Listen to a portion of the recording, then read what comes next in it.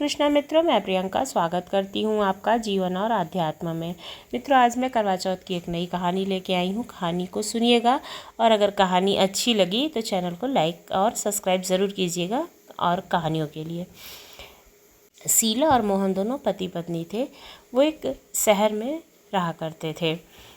मोहन किसी दुकान पे काम करता था और उसको जो भी पैसा मिलता था उससे उनके परिवार का गुजर बसर होता था, जिससे बहुत ही कम किस्ती में शीला को अपनी ज़िंदगी जीनी पड़ती थी। कोई भी तीज त्यौहार आता तो उसे अपने मन को मानना पड़ता था। ऐसे में करवा चौथ आने वाला था। शीला ने मोहन से कहा कि अगले महीने ही करवा चौथ है और मुझे नई साड़ी कपड़े खरीदने होंगे और उसमें सुहाग के भी सामान लगता है। तो मोहन ने कहा कि बहुत ही कम किस्ती में कैसे भी करके घर का खर्च चलता है, ऐसे में नए कपड़े साड़ी कहाँ से मैं लेके आऊँ। शीला ने उससे कहा कि अगर मैं भी कोई भी काम कर लूँ तो थोड़ा बहुत पैसा मेरे काम करने से भी आने लगेगा, जिससे घर बहुत आराम से चलने लगेगा। तो मोहन ने कहा कि ठीक है, अगर तुमको कहीं भी कोई नौकरी मिलती है तो तुम कर लो। तो फिर शीला ने अपनी फ्रेंड के पास, बीना के पास फ़ोन किया और कहा कि तुम्हारी नज़र में अगर कोई भी जॉब हो तो मुझे ज़रूर बताना। तो उसने कहा कि तुमने बहुत ही सही समय पर फ़ोन किया है। एक जगह साड़ी की दुकान है, वहाँ पर सेल्समैन की ज़रूरत है, तो तुम अगर चाहो तो वहाँ पर नौकरी पे तुम्हें रख सकते हैं, 8,000 रुपये देंगे। तो फिर शीला ने कहा कि हाँ ठीक है, 8,000 रुपये पे मैं काम कर लूँगी। और वो उसी दिन जा कर के वहाँ पर बात करके आती है और वो शीला को वहाँ रख लेता है। धीरे धीरे शीला सारे काम को बहुत अच्छे से करने लगती है। भी कस्टमर आते उनके साथ बहुत अच्छा व्यवहार करती और बहुत अच्छे से सारी चीज़ों को दिखाती, सारा साड़ी का सामान और जो भी उस दुकान पे होता था सारा सामान दिखाती थी, जिससे जो कस्टमर थे उनके साथ उसकी बॉन्डिंग बहुत अच्छी हो गई थी और इसकी वजह से उस दुकान की सेल भी बढ़ गई थी। तो जो दुकान का मालिक था वो शीला से बहुत ही खुश था कि तुमने बहुत जल्दी सारे काम को अच्छे से सीख लिया है। शीला घर पे आई और मोहन को ये बात बताने लगी। तो मोहन भी इससे बहुत खुश हुआ कि चलो अब अगले महीने तुम्हें भी कुछ पैसे मिल जाएंगे, जिससे तुम्हारा सारा करवा चौथ का सामान आ जाएगा। दोनों पति पत्नी बहुत ही खुश थे। जैसे ही मोहन घर से जाता, शीला को साथ में लेकर के जाता और उसकी दुकान पे उसे छोड़ता जाता और फिर शीला जब दुकान बंद हो जाती तो वहाँ से वो चली आती थी और कभी कभी मोहन उसे लेने भी जाता था जब उसे देर हो जाती थी। तो ऐसे समय बीतने लगा। अब करवा चौथ पास आ गया था। दुकान पे जो है सेल बढ़ने लगी थी और काफ़ी भीड़ होने लगी थी, जिसकी वजह से शीला को बहुत काम पड़ रहा था, मेहनत पड़ रही थी और टाइम ज़्यादा लग रहा था। ऐसे में मोहन रोज़ लेने जाता था।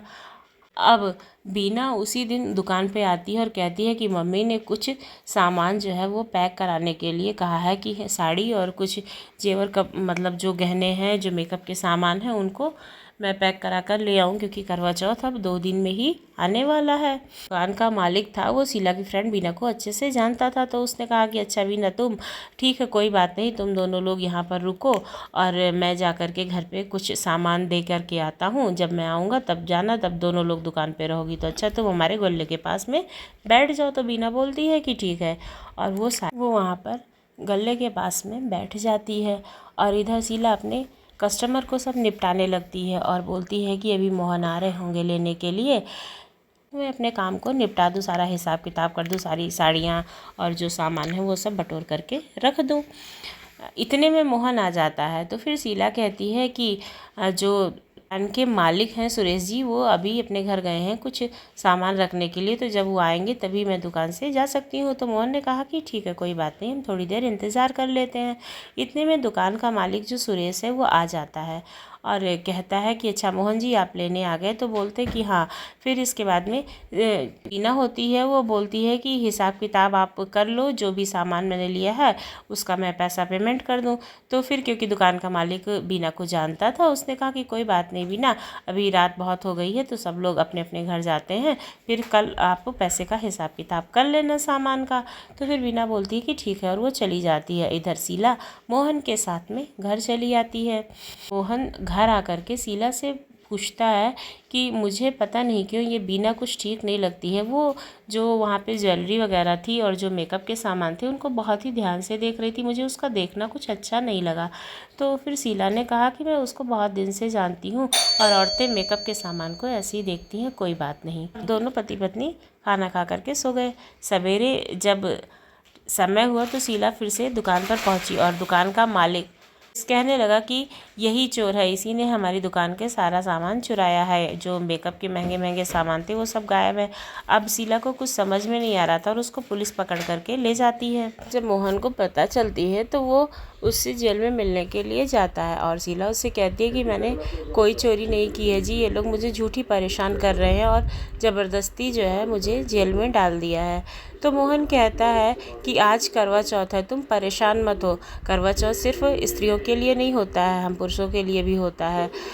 हमें तुम्हारी बात पे विश्वास और हमें तुम्हारी रक्षा करनी चाहिए। और फिर मोहन जाता है पर और कहता है कि आपके पास तो कैमरा है ना लगा हुआ, तो आप अपने कैमरे को ओपन कीजिए और देखिए कि किसने सारी चीज़ें चुराई हैं और कहाँ कैसे मतलब गायब हुआ है। तो फिर वो जब पूरा वीडियो प्ले करते हैं तो उसमें देखते हैं कि सारी चीज़ें बीना ने चुराई थी, जबकि शीला ने कुछ भी नहीं किया था।